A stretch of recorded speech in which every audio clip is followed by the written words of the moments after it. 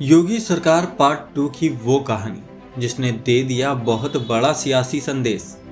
वो कहते हैं ना, संकेतों की सियासत में बड़े बड़े संदेश छिपे होते हैं। और जब बात सीएम योगी के अंदाज की हो तो उनके हर इशारे के मायने बहुत अहम हो जाते हैं। 22 सेकंड की वो तस्वीर जिसने बता दिया कि कौन है योगी के राइट हैंड। तस्वीर देखेंगे तो आप भी समझ जाएंगे, क्योंकि तस्वीरों में ही एक बड़ा सियासी संदेश छिपा होता है। दरअसल योगी सरकार 2.0 के शपथ ग्रहण के बाद कैबिनेट मीटिंग हुई। मीटिंग के लिए सूबे के मुखिया सीएम योगी भी आए।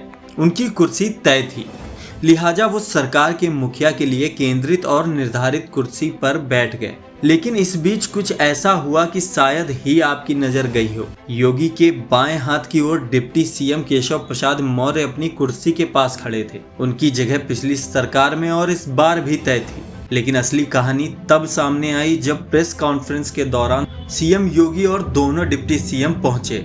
सीएम योगी अपनी कुर्सी पर बैठ गए, लेकिन असली कहानी योगी के दाहिने हाथ और उनकी पीठ के पीछे चल रही थी। उनके दाईं ओर कैबिनेट मंत्री स्वतंत्र देव सिंह थे। तस्वीर में आप देख भी सकते हैं कि स्वतंत्र देव सिंह खड़े हैं। जो कुर्सी प्रोटोकॉल के तहत डिप्टी सीएम को निर्धारित होती है, वहां स्वतंत्र देव सिंह बिना किसी लाग लपेट के योगी के दाहिनी ओर बैठ गए।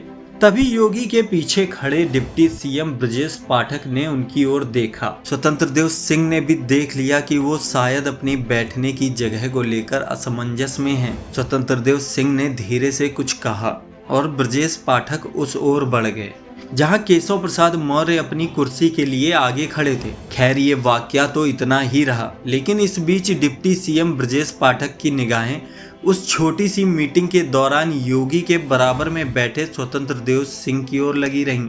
इस पूरे माहौल में ना तो उन्हें कुछ कहना था और ना ही उन्होंने कुछ कहा, लेकिन तस्वीरों ने सारी कहानी खुद कह डाली।